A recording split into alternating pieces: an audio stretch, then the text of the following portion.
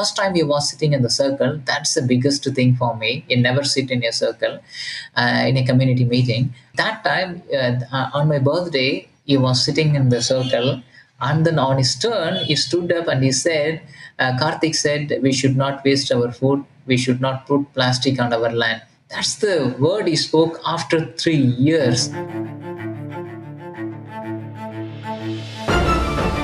Stick Your Neck Out, the weekly podcast of the Giraffe Heroes Foundation.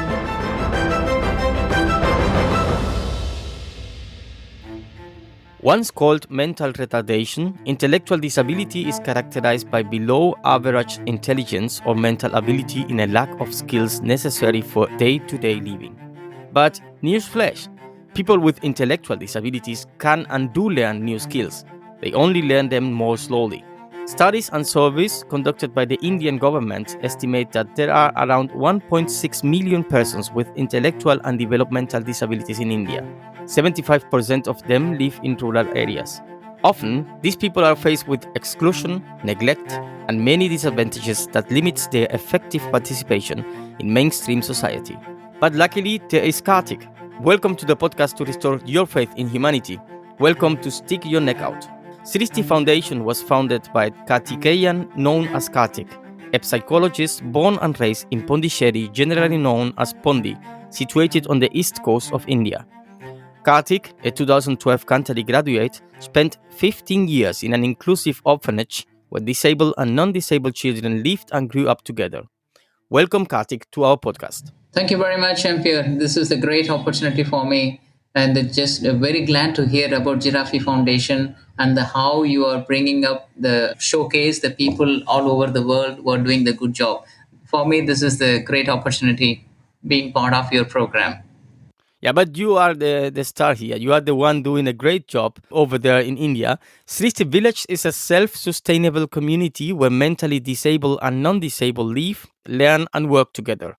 Since unfortunately it's quite impossible for me right now to go to India and we are having a video call and I can only see like some kinds of figures or statues. Could you mind to describe it for me and our listeners? How does it look like where you work, Sristi Village? So imagine yourself in a farm where you can have many trees and we have eco-friendly buildings. I mean the no painted, the exposed to brickwork buildings and little thatches huts here and there, and surrounded with rabbits, cows, chickens, ducks, little insects, and a lot of vegetables and a little grass. And then there are a few ponds, few wells, water, rain, and beautiful people living there, around 50 people, with the people with the disability and non-disabled, with this various skills, various background, and then age group around 18 to 35 years, and having a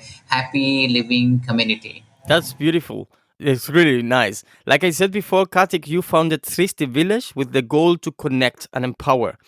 Why is Sristi Village so important? What is this NGO about? Can you tell a little about its mission? I spent nearly 15 years in an orphanage for children with the disability and for the neurotypical children.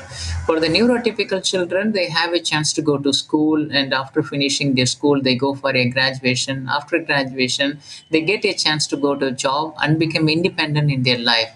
But for the children with especially intellectual disabled, they mostly stay back in the home, and the schools are not admitting them. Even though the inclusion is the biggest part in India, even in every law says inclusion is most important, but practically it is not possible. A child with special needs, it's difficult to get an admission in a mainstream school. Mostly the schools are rejecting them. Even if they are admitting, they are not get any special education or any therapeutical need a child required. So mostly they just isolated or sitting back in back benches or sitting alone, and they are not getting any support. That made me to think I have to do something. Then I studied psychology, and then I did my specialization in intellectual disability. Then I became the director of the same orphanage where I spent most of my time. My ambition is I want to bring them to outside world. try to include in the mainstream society, but it is difficult actually. The people in the outside world, it's completely different. In the orphanage we were equal and we were playing together, we were fighting and we were learning from each other. It was such a wonderful atmosphere. But when we just enter outside society, they just always look at them as a alien or completely separate. Either in the two extreme, either people they look at you such a pampered, or I mean the giving more importance to you, or completely ignored. They just never treat you as a normal or equal, actually maybe the better word. What I did, I tried to find what are the jobs suitable for them, and very fortunately I found farming is one of the job that is somehow matched with their skill.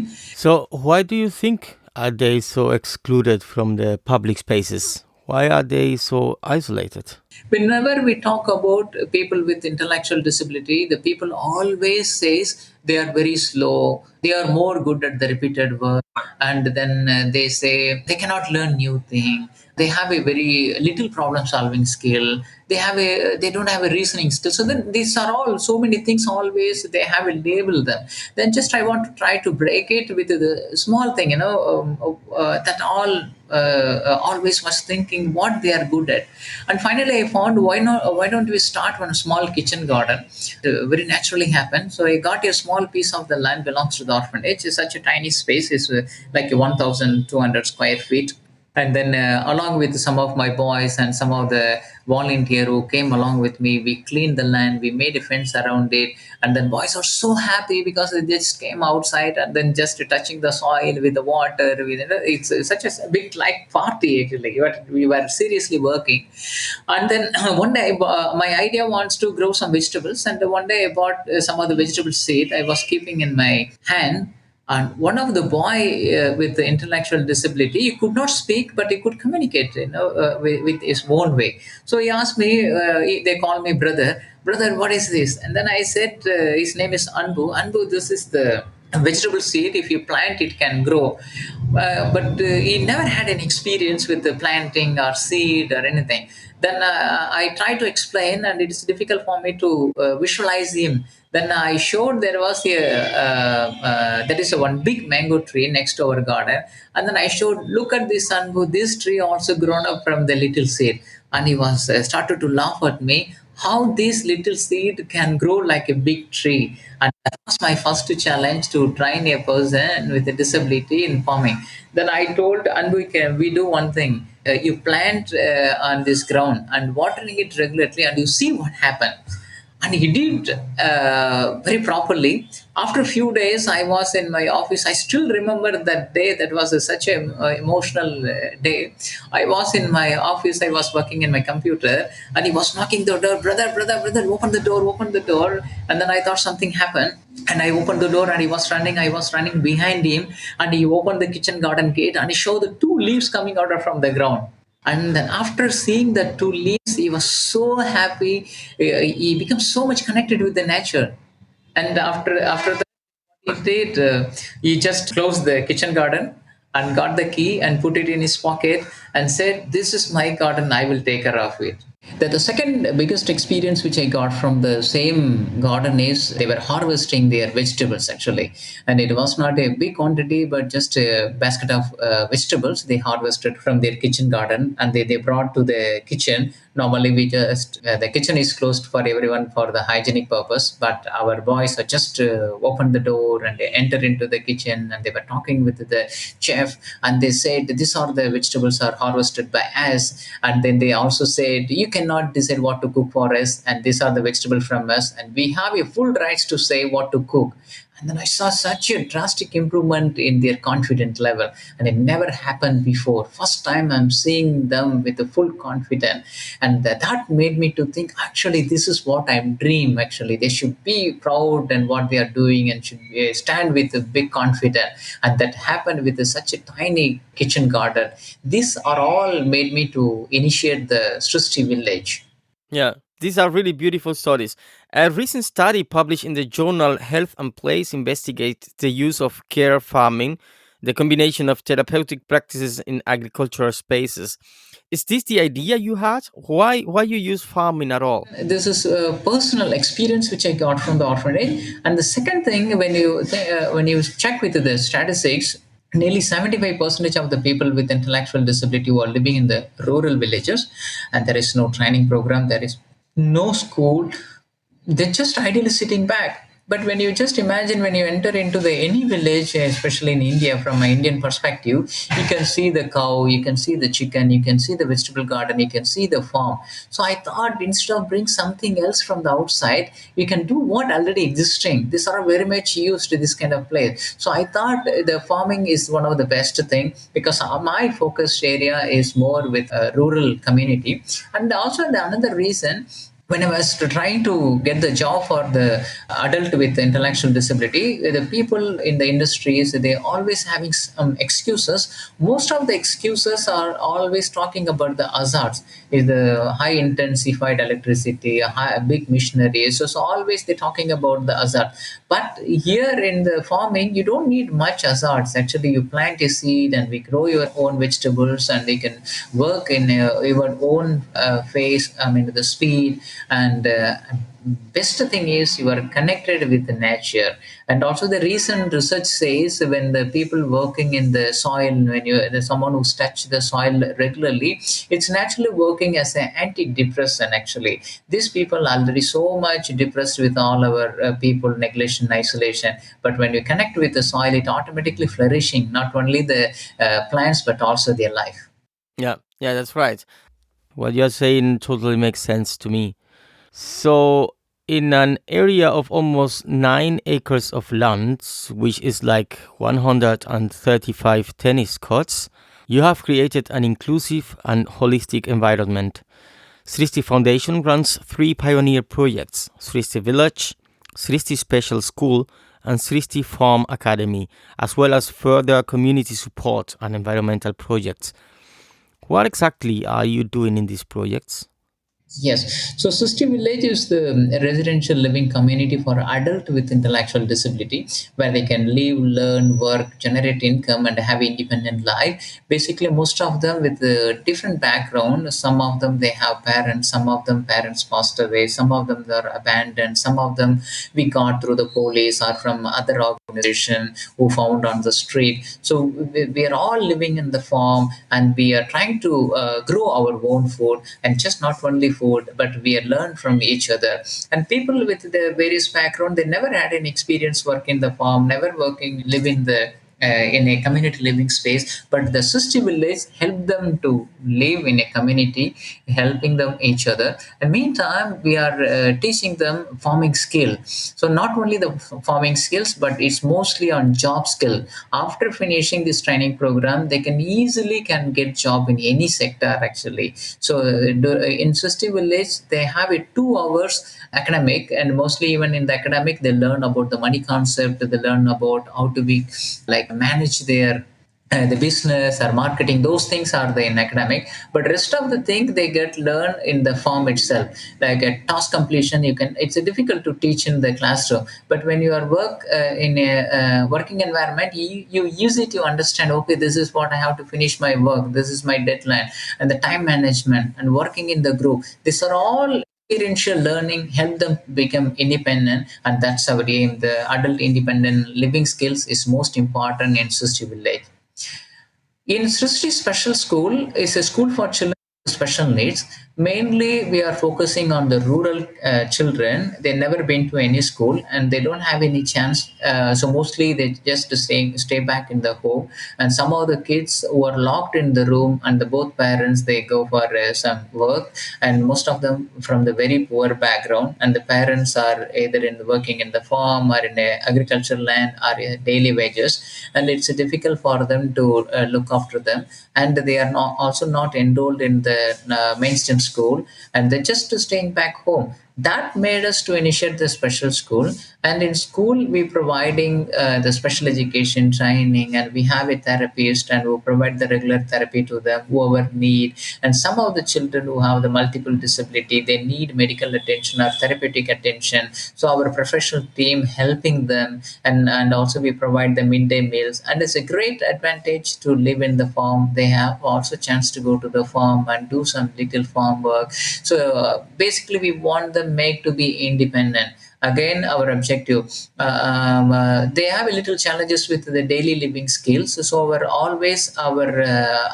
aim, let them be independent and learn all the daily living skills. And we have a IEP, individual education plan, for each student, and we assess every kid, and based on their need we design our curricula. And again, all the teaching methodology, we use activity based, and we use the farming as a biggest tool for them to teach.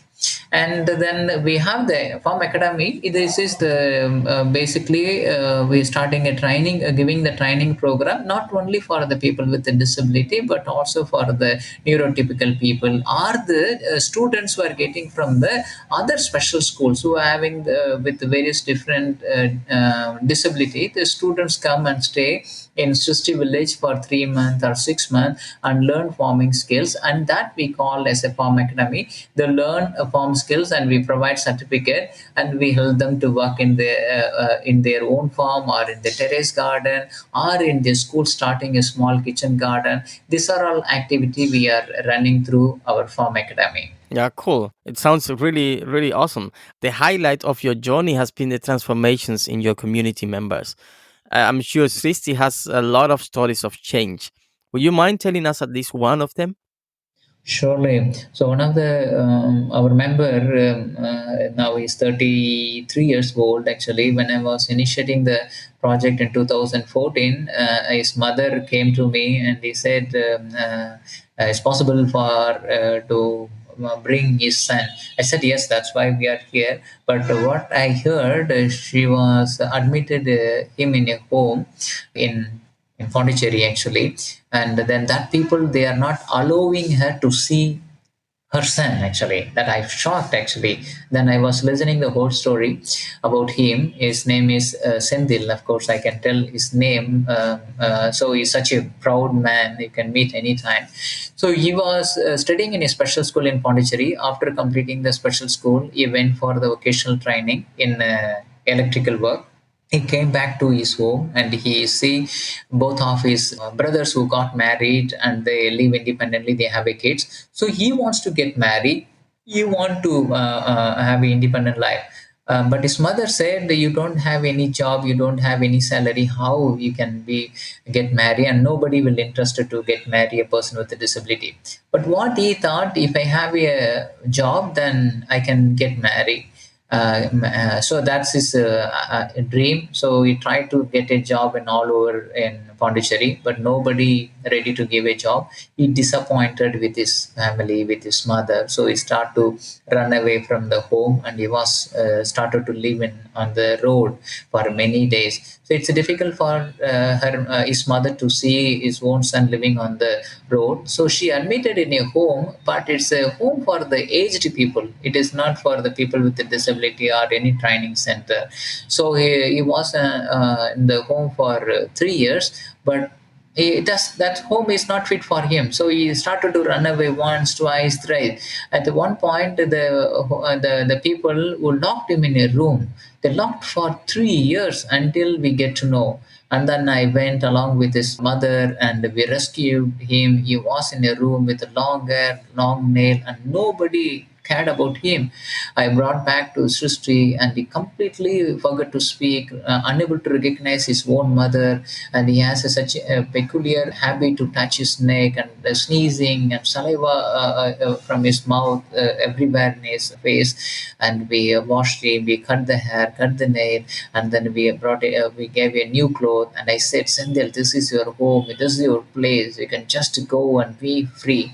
and slowly started to walk and slowly started to explore our farm. But he never speak even a single word. And and also he got a peculiar behavior to touch his neck very harshly. Then I brought him to the psychiatrist, and psychiatrist said he may try to commit suicide because he was in the room for many years. Then it became a habit for him, and we couldn't help much. So I thought he could not speak anymore. But in the year of 2000, I think it was in 2015, it was my birthday. And after a year, actually, we were sitting in a circle and everyone was telling me my birthday wishes. And then on his turn, first time he was sitting in the circle. That's the biggest thing for me. He never sit in a circle in a community meeting. And that time on my birthday, he was sitting in the circle, and then on his turn, he stood up and he said, Karthik said, we should not waste our food. We should not put plastic on our land. That's the word he spoke after 3 years. That's the biggest gift I got in my Yeah, life. I can He imagine. becomes so beautiful voice, and then unbelievable. Imagine 3 years he never spoke even a single word, and suddenly speaking. It That's is so nice, actually. that's a really touching story. Yeah. Yeah. Then now he is the one who leading our vegetable Yeah. garden. He speak. Now he can explain the whole method, how to plant, how to harvest, and everything. Such an opportunity, to make people. But unfortunately, his 3 years is wasted in a room. But now he's such a free bird, and he can speak, he can work, and he earn and live independently. And that's the biggest transformation of me, how the nature is helping us and helping him to become more independent in his life. That's right. That's beautiful. It's awesome. This is really great. I've also heard this farm is completely free of pesticides and chemical fertilizers. That you guys lead an eco-friendly life in every possible way. Do you have a few examples of eco-friendly gadgets you use? Yeah, surely. So we don't use any fertilizers or any chemicals from outside, and even we don't bring anything from outside. We have around 13 cows in our dairy farm. We collect all the cow dung, cow urine. That's all the major source of compost for our all farm. And also we using the traditional natural compost actually in our farm. Here we the terminology which we are using called Jivam Mridam, Panchakavya. They both are made out of cow dung, cow urine, jaggery, and the soil from the land. And we mix it and we keep it for some day for the fermentation, and then we dilute and spread in our farm. And similarly, we use the neem leaf, and then we have some of the herbal plants in our farm that we used as a, even we don't say pesticide, it's called pest repellent. Actually the pest won't come to our plant and destroy. So this way we're trying to live along with the nature, and as much possible we don't bring any outside input in our farm. We try to make it as like a more self-sustainable way of the farming methodology which we are running in our farm. Okay. So if I'm getting that straight, you don't need any help from the outside? Is it right? Like you are independent? That's a good question, actually. So that's our ambition. We want to become more independent. But imagine this a 9 acre farm. Whatever we grow, it's basically we can fulfill. I mean, even we're trying to fulfill our basic need of our community. Other than that, around 50 people who are living, and also we have a teachers, trainers, maintenance. So we are a huge support we require. But in a way, it is not just to focusing on self-sustaining mean in a finance way, but in a self-sustaining way that our buildings, our farm is more on sustainable in a way that it never harm to the nature. But of course, we need the funding support to take care of our school students and our members with various background, and to pay salary to feed them. So that we totally depending on funding, but otherwise for farm is mostly on self-sustaining. Yeah. After you bought the land, you realized that it was almost unfertile. The water level was too low, and you were like, kind of, oh my god, what, what have I done? How did you find out, and what did you do? That was the big story, Empire. It was after a long struggle, I bought the land, and then I was dream to start the farm, and then I entered into the farm, and then I realized the water level of the land is very low. Actually, even you cannot grow even a single tree. It was such a dry, barren land. And then the people just abandon the land, and everyone they go to the city and get some job, and they don't want to do any farming because of the lack of water. And that was the biggest challenge when I was initiating the project. I called many experts and people and asked them to help how to rejuvenate or regenerate the water level. And many people who came. But one day it was very interesting. One of the old man who was grazing his cows in our neighborland, and he was looking at me along with some of the experts who were helping me to find the water. After all the experts left, he came to me and he asked me, "Who are the people? What are you doing?" And then I told they are all water experts. They're going to help me how to get the water from this land. And he was asked me, "Have you got the answer?" And I said, "Maybe in after a few days I will get a mail and they will guide me what to do." But he suddenly grabbed my hand and we were walking all the way, all the places in the land, and he showed some of the place where you can find some water marks. The water during the rainy season, the water move, and the dry season you can see the mark. The watermark. He asked me, "Do you know why it's a watermark?" And honestly, I do not have any answer. And he said, "This is the lowest part of your land. You have to build the pond here." And he was talking about the swell system, or rainwater harvesting system, and some of the plants, some of the trees that can bring the water to the deep level of our land. And such amazing knowledge which I got from the old man. You cannot expect it. And even you cannot imagine, after a few days I got a mail from the experts. Whatever the old man said, everything written on their mail. I paid to them and nothing paid to this old. And afterwards I never go and meet any experts. Always I go and sit with the grandma and grandpa, and then they listen their stories, listen their hundreds years what they have done, 50 years, 100 years, what kind of plants they grown on this land, how we can get the water, what to do.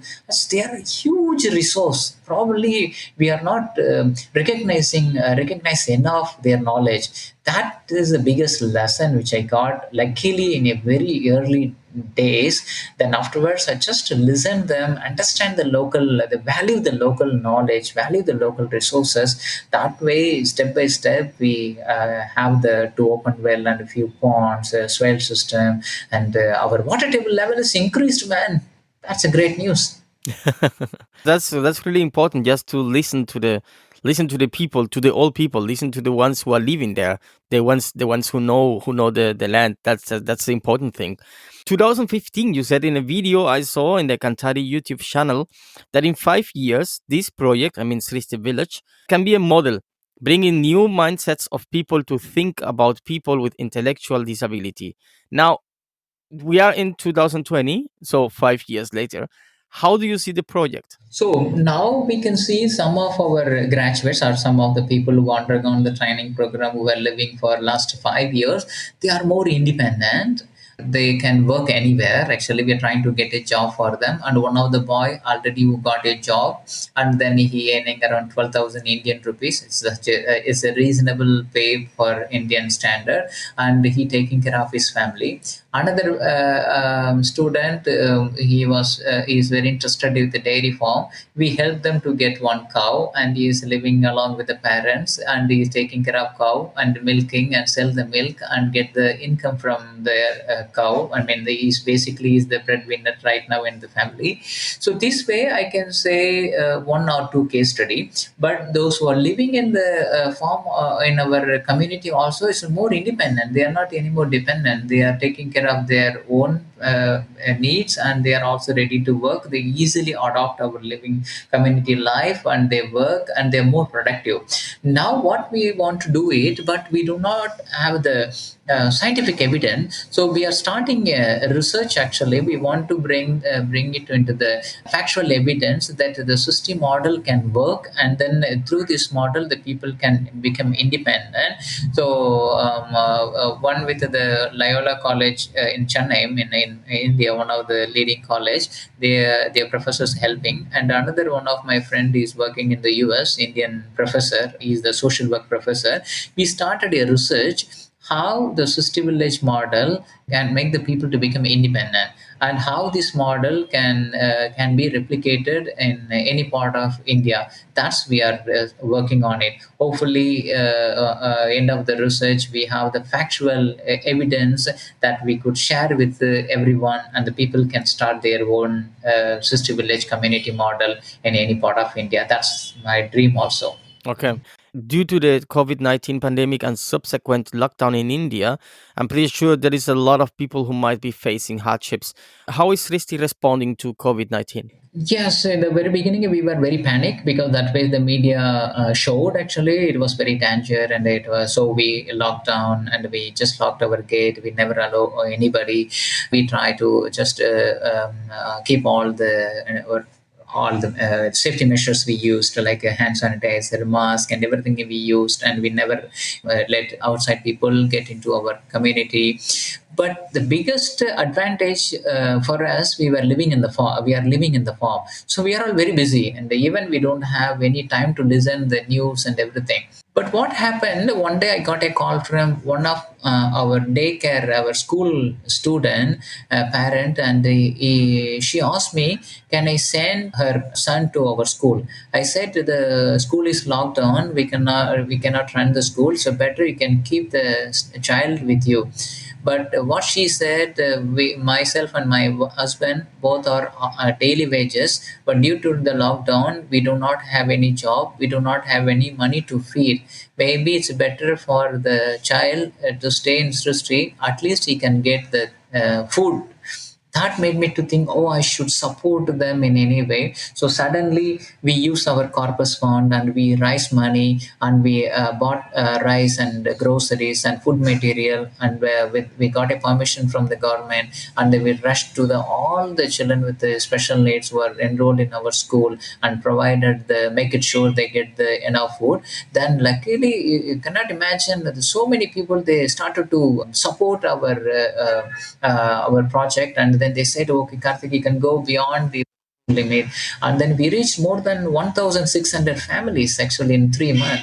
And we provided so many food material. And the lockdown, it was such a difficult situation for the people, especially who are the daily wages, who are completely depending on their daily salary.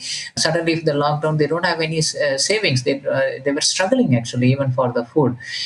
So that was the biggest learning for us also, how important to live in the nature. So the food is so most important thing. Unfortunately, we are all just going somewhere else. But anyway, the COVID-19 was the biggest experience for us, and with the support of the people, and we reached many family with the special needs, family with the disabled children, and we provided food, rice, and their basic needs. And slowly get back to our normal life now. That's awesome. I mean, the work you're doing is really great. Kartik, before we finish our talk, I wanted to ask you something. You said that you were living in this orphanage where you are at the end you were like director of it. How do you end up at all in this orphanage? Yeah, I have my parents. So my parents, a little challenging for them to help me to continue my education. They were in a little difficult situation financially. So then I personally I found myself. There is a children care institution, and then I said maybe I can go and ask them if they help me. Then I can continue my education. That way, I ended in the orphanage. But once I ended in the orphanage, I found the children with the special needs. So that made me to this is the best place to stay. That the way I ended in the orphanage, then it's become a part of my life. Then it's become my whole life, being part of. I mean, become part of their life. Yeah. Yeah, that's a really nice story, Kartik. It was a pleasure talking to you. Thank you for being here with us today. Thank you very much, Ampere, and thank you very much for the opportunity. And thank you for listening all my story, all my journey. And you are all most welcome to Sristi Village. Our gate is always open for the people. And we are going to come over at some point, definitely. We have a lot of people we need to visit, and you are definitely one of them. That's it for today. Seed founded by Kanthari, Sristi Village works towards improving the life of people with intellectual and developmental disabilities. They use a combination of education, life skills, training, and agriculture. They help people who are faced with exclusion, neglect, and many disadvantages that limits their effective participation in the society. I'm pretty sure that a lot of our listeners are interested in knowing more about Sristi, and you'll find more information if you go to the website of the foundation, sristivillage.org. Next week in Stick Your Neck Out, the podcast to restore your faith in humanity, I'm going to be talking with Olotusin Ruth. We are going to be talking about domestic violence, about women and girls' empowerment. You'll find the Kanthari or Giraffe Hero stories every Tuesday on Spotify, iTunes, our homepage, and every other place where you hear your podcast. Subscribe the podcast so you don't have to look out for us. We'll be coming to you. If you'd like to tell us about your frontline hero, visit us at giraffe-heroes.eu and feel free to recommend the people out there sticking their necks out. My name is Jean-Pierre Aguiar Durañona, and I hope you join us also on our social media. We are on Facebook, Instagram, Twitter, and YouTube. But more important, I hope you join us again next week.